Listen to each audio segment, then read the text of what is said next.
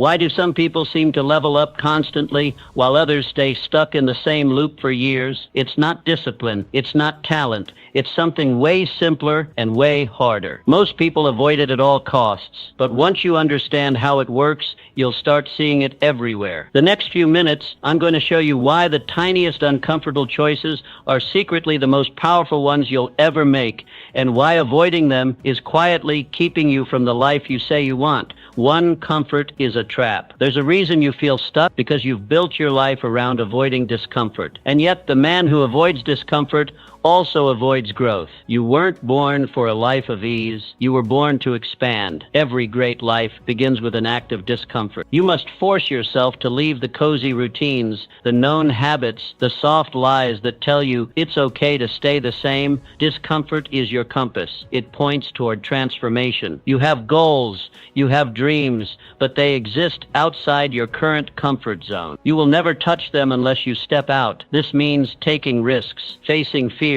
doing the thing that terrifies you, because that's where the reward is. You were not designed to sit and watch others rise. You are made of the same material as every great leader, every historical giant, every titan of achievement, but you must choose discomfort. Choose the early morning. Choose the hard conversation. Choose the new skill. Growth is not found where you are. It's found where you resist going. And that's exactly where you must go. The Bible reminds us in Amos 6:1, "Woe to those who are at ease in Zion. Comfort may feel good in the moment, but it lulls you away from your calling." Theodore Roosevelt, the 26th President of the United States, built a life of rugged challenge. Frail as a boy, he forced himself to embrace physical discomfort, boxing, hiking, and riding. To build both body and spirit, his discomfort became the seed of greatness. Let yours do the same. 2. Pain is the gateway to power. If you avoid pain, you also avoid power. That's the secret nobody wants to hear. Pain is not your enemy. It is your instructor, your sculptor, your divine blacksmith. Each time life strikes you, you are being shaped, molded, tempered, and yet we've been conditioned to shrink from the very fire that forges us. We were taught to dodge discomfort, to numb the sting, to mask the wound. But I ask you, what if the pain you dread is the very tool that builds your destiny? Think of the body of a warrior. The strength of the muscle does not come from ease. It comes from tension, from tearing, from fatigue. When a muscle is placed under strain, it breaks slightly, but not to weaken. It breaks to rebuild stronger. That is not destruction. It is divine design. And life is no different. The failures that shake you, the rejection that bruises your ego, the loneliness that echoes in your soul, these are not obstacles. They are initiation. Pain is the proving ground, the battlefield where the weak retreat and the strong emerge. The world's greatest achievers did not run from discomfort, they ran toward it. They did not avoid resistance, they trained under it. Thomas Edison faced 1,000 failures before perfecting the light bulb. Helen Keller, born both blind and deaf, endured the suffocating silence and darkness to become a beacon of human potential. Abraham Lincoln suffered loss after loss, heartbreak after heartbreak, and still rose to lead a fractured nation, not in spite of pain, but through it. Romans 5:3-4 whispers this eternal truth to us. We glory in tribulations also, knowing that tribulation worketh patience, and patience experience, and experience hope. Your pain is not a punishment, it is a process. It refines your character, it burns away what is weak and reveals what is unbreakable. It tests your patience, sharpens your endurance, and teaches you how to hope. You must stop praying for escape. Do not beg for lighter burdens. Build a stronger back. Life is not meant to be easy. It is meant to be earned. Stop wishing for comfort. Wish for courage. Do not wait for the path to get smoother. Prepare your feet for the thorns. The moment you stop running from pain and turn to face it, everything changes. Because pain only chases cowards, but when you confront it, embrace it, endure it, you find it has no power over you. In fact, you take its power and make it your own. This is how warriors are made, not in comfort, not in silence, but in the fire. When you feel broken, know that you are being built. When you feel crushed, know that you are being crowned. Pain is the passage, not the prison. It is the corridor through which all strength must travel. So walk through it with fire in your eyes and steel in your spine. Carry your suffering like a sword, not a shackle. And remember, every scar you bear is proof that you survived the strike, and every step through pain is a step toward power. Do not retreat. Do not flinch. You were never meant to live a life of avoidance. You were born for the climb, the conflict, the crown. Let pain teach you. Let it stretch you. Let it forge you. For in your deepest suffering lies your highest strength and the glory of your true self waiting to emerge. That is how warriors are made. That is how you will be made. 3. Goals demand sacrifice. You say you want to win, but what have you given up to earn it? What have you laid on the altar of ambition? Every goal carries a price tag. Every dream issues an invoice. And if you are not paying that price daily in time, in effort, in comfort, then the truth is you do not want it badly enough. People love to fantasize about success, but few are willing to fund that fantasy with sacrifice, because dreams are not handed, they are traded for. Traded for hours of discipline, traded for nights of solitude, traded for moments of leisure you'll never get. The man who achieves much has surrendered more. That is the unseen law of greatness. You cannot feast on distractions and expect to be fed by destiny. You cannot party like everyone, sleep like everyone, and still expect to rise like no one. Success does not emerge from convenience. It demands your full attention, your undivided commitment, your relentless endurance. You must choose, do you want to be entertained or do you want to be exceptional? Because you cannot have both. This path is not paved with applause. It is marked by absence, absent from parties, from comfort, from the crowd. You will rise in early mornings and labor in quiet rooms. You will be misunderstood, ridiculed, forgotten, and still you must stay the course, because you are not living for approval. You are living for results. You are building something sacred, something that only sacrifice can buy. Luke 14:28 asks, "For which of you intending to build a tower does not sit down first and count the cost?" Greatness is not an accident. It is an exchange. A life of meaning is built brick by brick, each brick paid for in energy, discipline, and delayed gratification. Sacrifice is not a loss. Booker T. Washington, born into the chains of slavery, he refused to be a prisoner of circumstance. He traded his comfort for education. He walked miles just to attend a schoolhouse. He scrubbed classrooms just for a seat in them. He was mocked, ignored, pushed aside, but he counted the cost and paid it in full. And with each sacrifice, he was building a tower of influence, of purpose, of legacy. He did not ask for ease. He asked for the opportunity to earn. That is the mindset of a winner. So I ask you now, what are you willing to give up? What comfort are you willing to burn? What convenience are you willing to bury? The answer to that question does not just shape your future, it defines it. No dream is too big, but every dream is too expensive for the undisciplined. If you're not trading for it, you're not trying for it. If you're not sacrificing for it, you're not serious about it. Begin today. Start trading. Start sacrificing. Start rising. Let others waste time. You must invest it. Let others chase pleasure. You must pursue purpose. Let others sleep. You must build. Let them laugh now if they must. Your results will speak later. You were not born to blend in. You were born to break through, and every breakthrough is paid for in advance by the one who dares to give up what others cling to. So let go. Give it up. Pay the price. That is how towers are built. That is how legacies are born. That is how you win. 4. Fear is an illusion. Fear is not real. It is a projection, a shadow cast by the unknown. It is not a presence. It is an illusion, a phantom of what might go wrong, not what is wrong. And yet this illusion holds more people hostage than failure ever will. Fear has aborted more dreams than poverty. It has destroyed more potential than rejection. It has crushed more destinies than criticism. Why? Because people believe the lie. They believe that fear is a wall, when in truth it is a doorway. Fear shows up right before your breakthrough. It is not a warning to turn back. It is a signal to press forward, because every victory, every promotion, every breakthrough you will ever experience will be preceded by a confrontation with fear. The fear of not being good enough, the fear of being laughed at, the fear of failing publicly. But these fears are not evidence of weakness. They are proof that you are on the threshold of something significant, something that matters, something worth fighting for. So what must you do when fear arrives? You show up louder, louder in your belief. louder in your movement, louder in your action. You move anyway. You do not negotiate with fear. You do not wait for it to vanish, because it won't. Fear is a loyal companion to those who dream big, so let it ride in the back seat, but never hand it the wheel. March with it beside you if you must, but do not ever bow to it. You are not given a spirit of fear. That is not your inheritance. 2 Timothy 1:7 declares with divine certainty, "For God hath not given us the spirit of fear, but of power and of love and of a sound mind." Fear is not your portion, power is. Courage is, clarity is. God has already equipped you with everything you need to face the darkness and win. All you must do is trust the power He placed in you.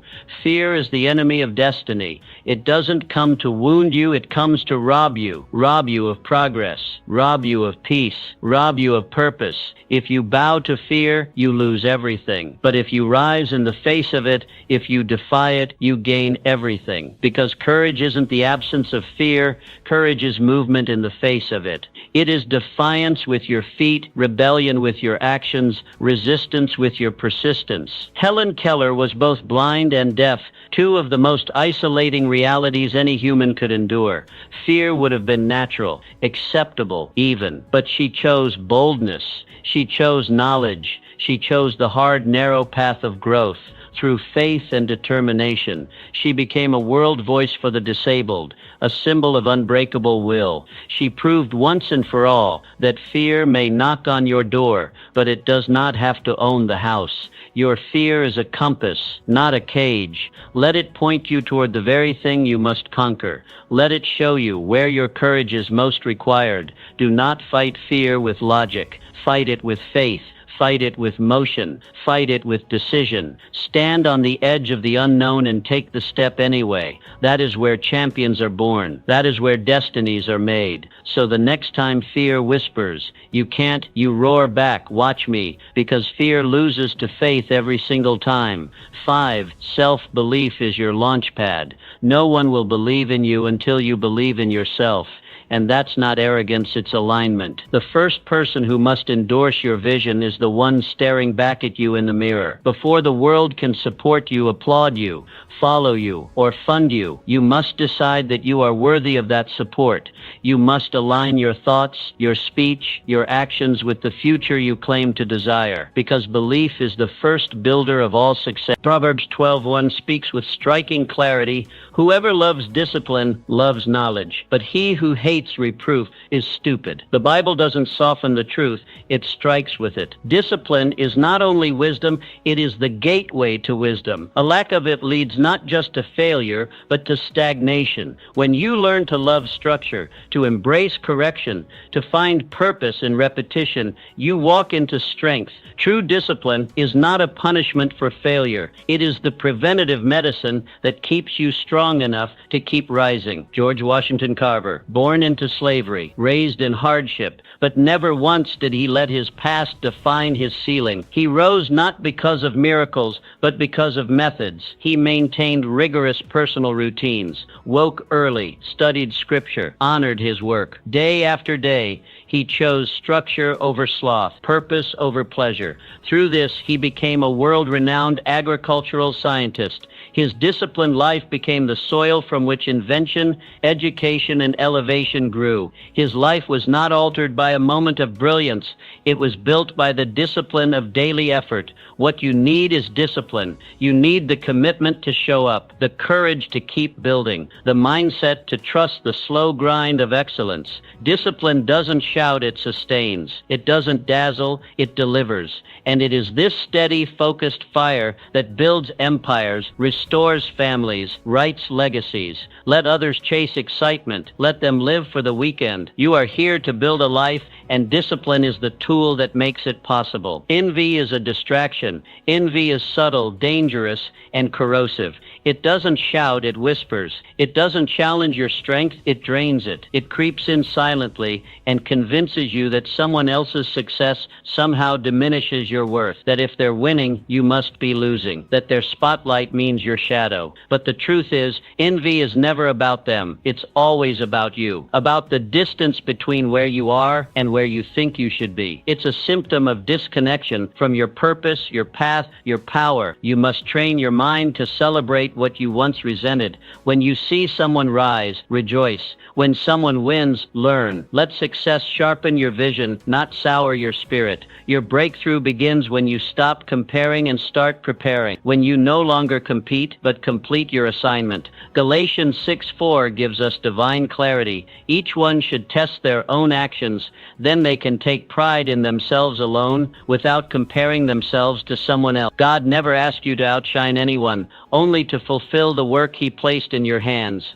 Comparison kills contentment, but focus breeds fruitfulness. The moment you fix your eyes on your lane, your power returns. You are not here to mimic, you are here to manifest. Henry Ford didn't waste his energy envying Thomas Edison or Nikola Tesla or the dozens of inventors grabbing headlines. He focused, he simplified. While others obsessed over innovation, he mastered process. His genius wasn't in inventing new ideas, it was in streamlining existing ones. And through that focus, he revolutionized the automobile industry. He didn't win by running in someone else's lane, he won by owning his own. That's the secret. You cannot win in a race you were never called to run, and there is no finish line in someone else's lane. Your timeline is yours. Your gifts are yours. Your journey is sacred and tailor-made. So stop glancing sideways. Every time you do, you lose seconds, steps, and strength. Turn your gaze inward. Work your assignment. Build your vision. Sharpen your tools. Because the moment you stop competing, everything changes. Peace returns. Joy expands. Momentum multiplies. When you no longer crave their life, you unlock the fullness of your own. Envy is a thief dressed in subtlety. Don't let it rob you. Kill it with celebration. Starve it with gratitude. Drown it with focus. And remind yourself daily, their win is not your loss. It's just confirmation that victory is possible.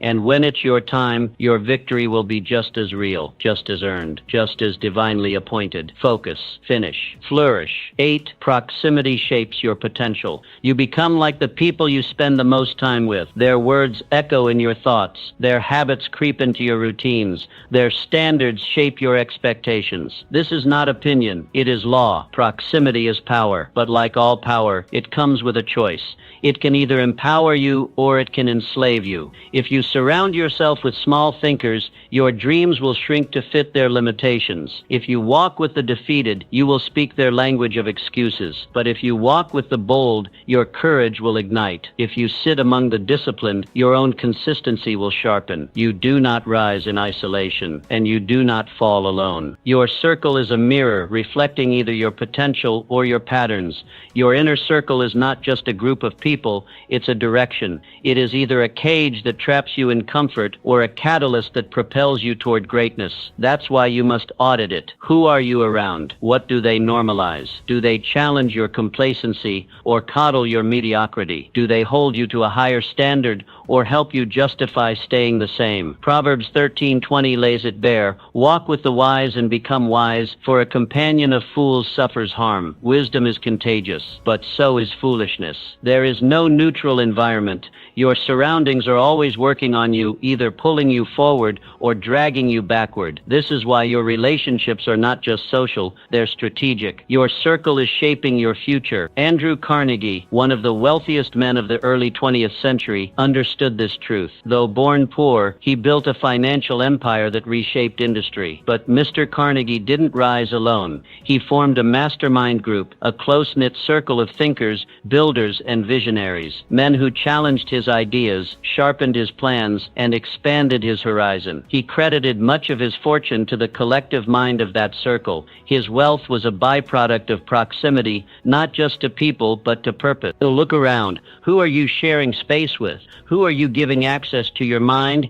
your time, your energy? Are they fueling your faith or feeding your fear? Are they sharpening your edge or dulling your ambition? Your environment is either incubating your greatness or suffocating it. If you want to grow, get around growers. If you want to rise, sit with risers. If you want to lead, walk with leaders. Iron sharpens iron, not wood, not water, not comfort. So find the iron in your life. Seek those who make you uncomfortable in the best way, who don't let you settle, who call you higher, who won't applaud your stagnation. You don't need more time, you need better alignment. Your destiny is not locked in the future, it's hidden in your friendships. Choose them with sacred intention. Protect your proximity like treasure, because in the end, you don't just reflect your circle, you become it. And if you want to change your life, start by changing your company. The future you seek is already walking. Find it and walk with it. Not consistency beats talent. Raw talent is common.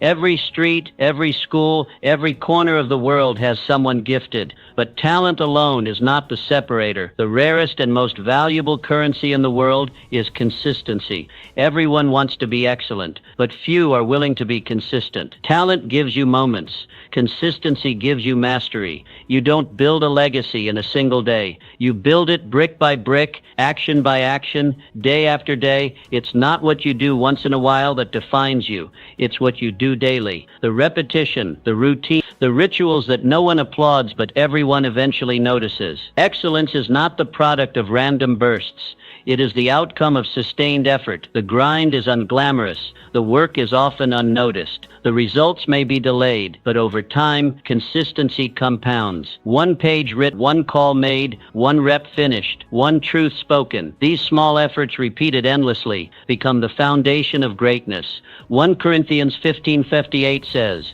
"Be steadfast, unmovable, always abounding in the work of the Lord, knowing that your labor is not in vain." That verse is not just spiritual encouragement, it is life instruction. Your labor done faithfully is never wasted, even if no one sees it, even if it bears no immediate fruit. Every consistent act is a seed, and in time it must yield. Wilbur and Orville Wright, they weren't the most brilliant scientists. They weren't backed by unlimited resources. They weren't favored by perfect conditions, but they showed up again and again. Repeated crashes, tireless revisions, endless trial and errors. While others waited for better technology, for more certainty, the Wright brothers kept testing, kept building, kept failing forward. Their genius wasn't in brilliance, it was in persistence. And eventually the sky opened. Flight became real. History was changed. That is the power of consistency. You don't need the perfect plan. You need the perfect habit.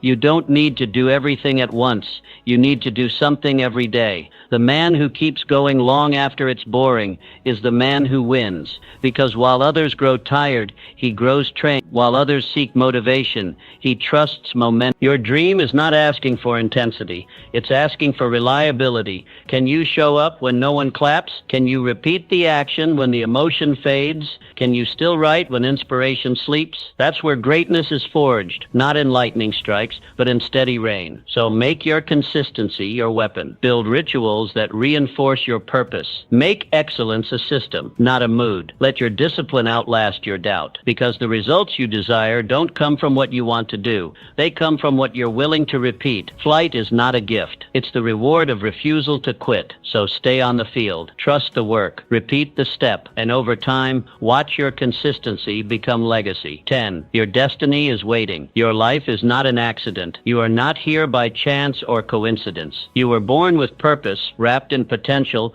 and sent to this generation with divine intention. There is a reason you breathe today, a reason your heart beats through pain, through confusion, through every ordinary moment. But understand this, destiny does not chase. Destiny waits. It waits for your decision. It waits for your courage. It waits for your yes. Every excuse you make, every delay you tolerate, every moment you shrink back from purpose is another day lost. Your potential is not a guarantee. It is an invitation to rise, to build, to answer the silent call inside your spirit that says, there is more. Your gifts were not given to be buried beneath fear, distraction, or doubt. They were given to build something eternal, to plant seeds in the ground of this world that only you were designed to sow. The door of destiny does not open with casual interest. It opens to the man who knocks with fire in his chest, with unwavering intention, with the willingness to walk into discomfort, challenge, and uncertainty, because he knows the cost of disobedience is greater than the cost of difficulty. There is no shortcut to destiny. There is only a decision to step into it. Jeremiah 29:11 declares,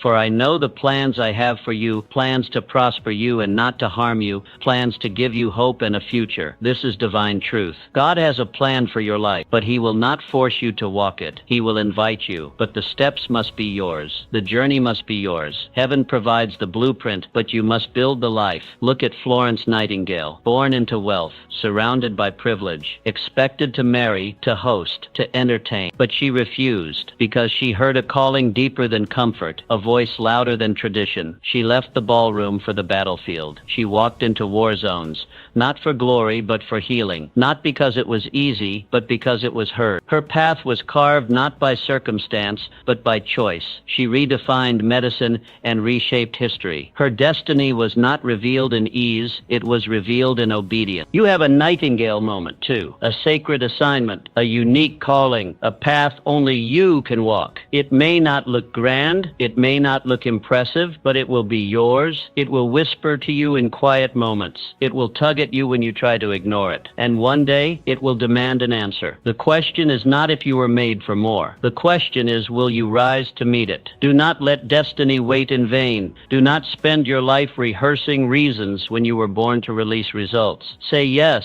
step forward, decide, because destiny is not random. It is relentless, and it is waiting for you. 11. Chaos reveals character. Everyone looks like a leader in the light when everything is going according to plan. When applause is abundant and progress is visible, leadership seems easy. But storms don't reveal your potential. They reveal your preparation. When fear rises, when confusion reigns, when the plans collapse and the crowd scatters, that's when your character begins to speak. Chaos strips the mask. It silences the rehearsed speeches and exposes the real voice underneath. It shows who is rooted and who is merely reactive. In the moment of crisis, you discover whether your foundation was built on applause or on conviction. If you panic in chaos, you weren't prepared for purpose. If you stand firm, you've built wisely on principles, on faith, on unshakable truth. Psalm 46:1 says, God is our refuge and strength, a very present help in trouble. In other words, God doesn't run from storms. He shows up in them. He doesn't wait for your life to calm down to get involved. He is present in the disaster, and he offers not just comfort but strength, not just escape but endurance. This is the secret of true leadership. It doesn't depend on the absence of chaos, but on the presence of God. Look at Frederick Douglass. Born into slavery, raised in oppression, he lived through America's most turbulent times, from the shackles of bondage to the battlefield of civil war. And yet through the chaos he rose, not because the world made space for him, but because his spirit refused to shrink. He educated himself when it was forbidden. He spoke truth when it was dangerous. He led not because it was easy, but because he was anchored. His moral compass didn't sway with public opinion. His vision wasn't dimmed by resistance. He stood when the world shook. And now, so must you. In moments of chaos, anchor deep. Return to truth. Don't react, respond. Don't shout,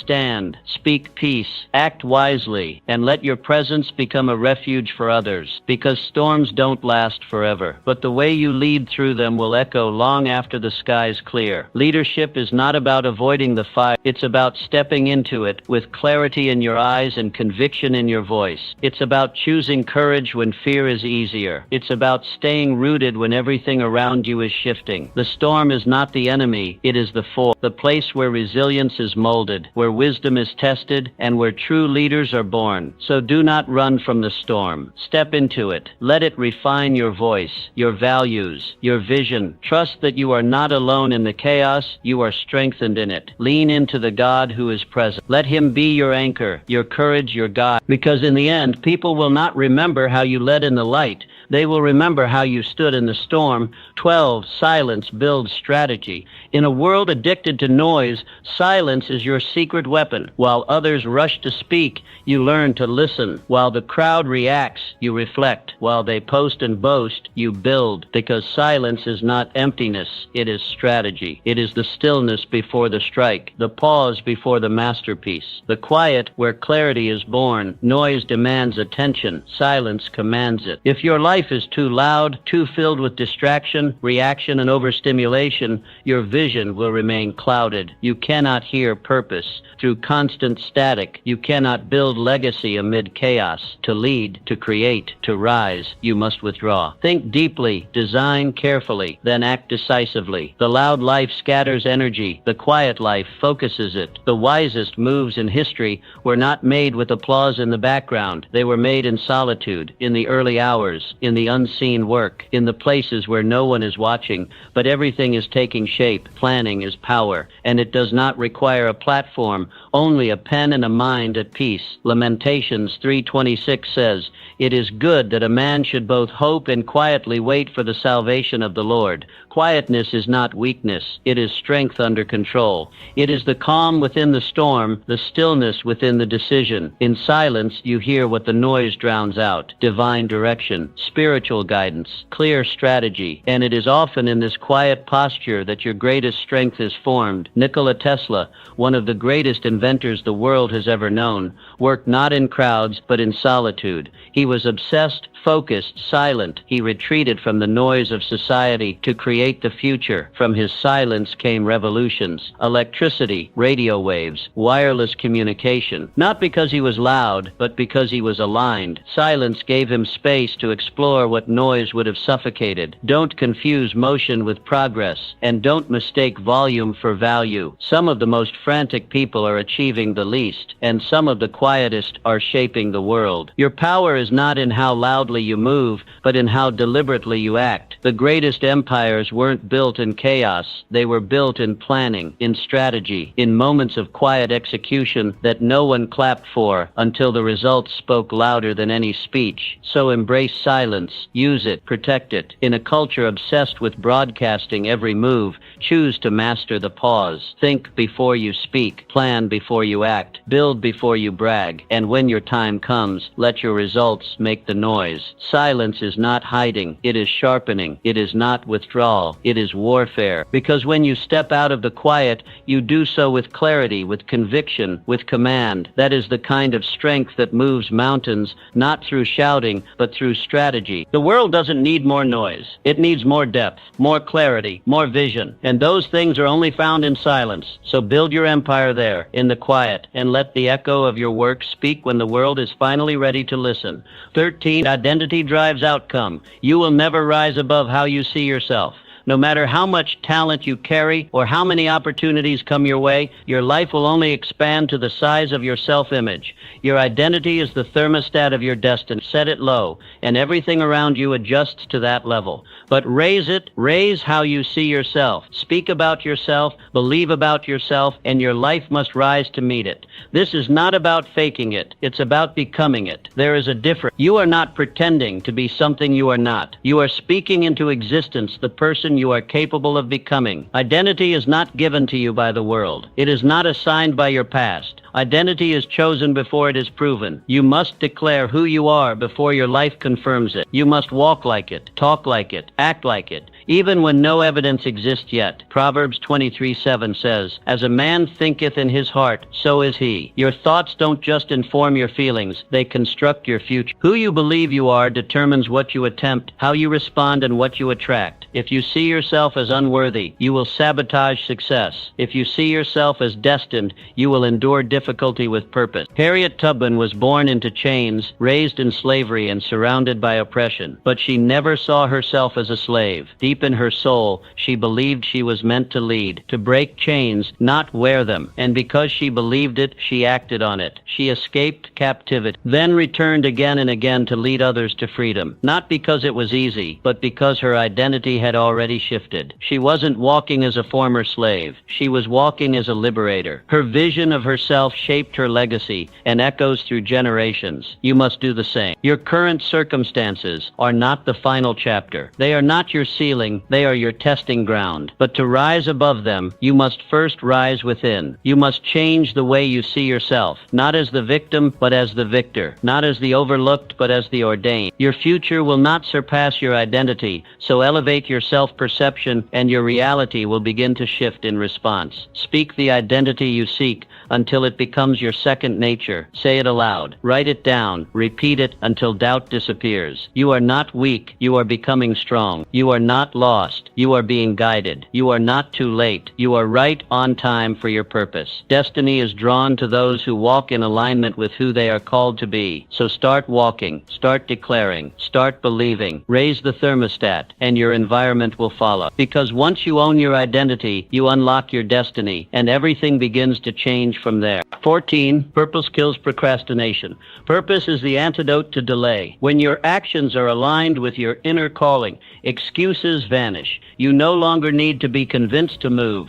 You don't need motivation when you've found conviction. Purpose becomes the fire beneath your feet and the light ahead of your path. It gives you the reason and the resolve to stop stalling and start building. Because when you know why you're doing something, you stop asking how long it will take and start declaring how far you'll go. Purpose clarifies. It reveals what matters and what doesn't. It helps you filter distractions, say no to what doesn't serve the mission, and yes to what fuels your destiny. Purpose is not about passion. Passion comes and goes, but purpose stays. It's deeper than a feeling. It's a calling. It's the inner compass that points toward the assignment heaven has entrusted to you. And when you tap into that calling, energy flows. Resistance fades, not because life gets easier, but because your focus gets sharper. Procrastination isn't a symptom of laziness. It's a signal. It tells you something is off. You're not aligned. You're not clear. You're moving out of duty, not out of destiny. But when you realign, when your soul catches up to your schedule, momentum builds. You don't have to drag yourself out of bed. Your vision pulls you. The weight lifts, the fog clears, and every step becomes sacred. Not easy, but essential. Romans 8:28 reminds us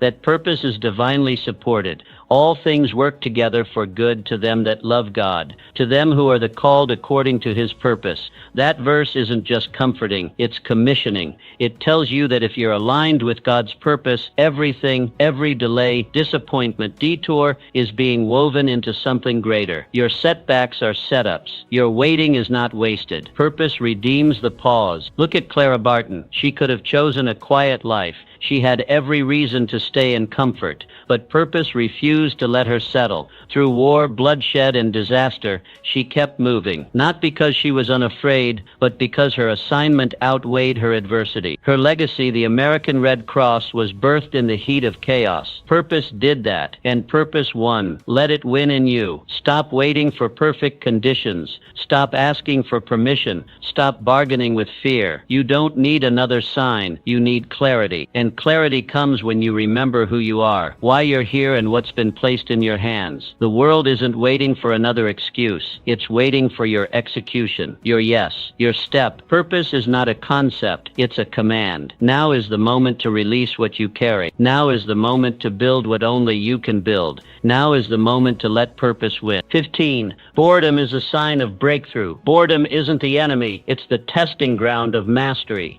It's not the moments of excitement that shape you. It's the hours of unseen, uncelebrated repetition. It's the early mornings when no one is watching. The long stretches where nothing seems to change. The silence after effort.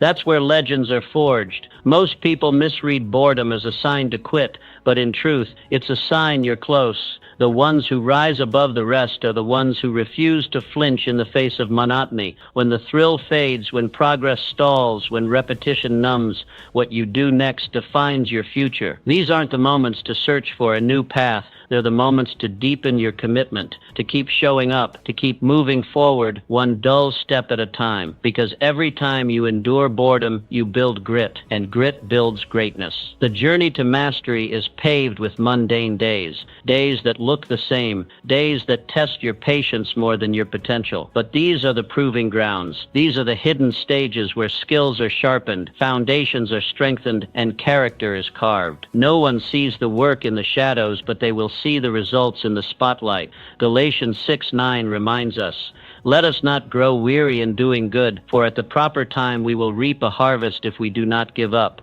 The promise isn't given to the talented, it's given to the persistent. There's a harvest waiting, but only for those who stay through the dry season, who keep sowing even when it feels pointless, because God honors faithful labor, especially when no one else does. You must do the same. Don't fear the slow days. Embrace them. Don't resist the repetition. Master it. Every hour you spend in quiet discipline is a seed in the ground, and the harvest will come, but only if you don't stop planting. Boredom is not a wall. It's a hallway. You're not stuck. You're passing through. Keep walking. Keep working. Your pace may be slow, but your progress is real. And every step you take in the dull moments is shaping a future that will dazzle the world. Don't wait for excitement to return. Bring excellence to the mundane. That's where the masters are made. That's where you are made. That's where you are made. That's where you are made. That's where you are made. That's where you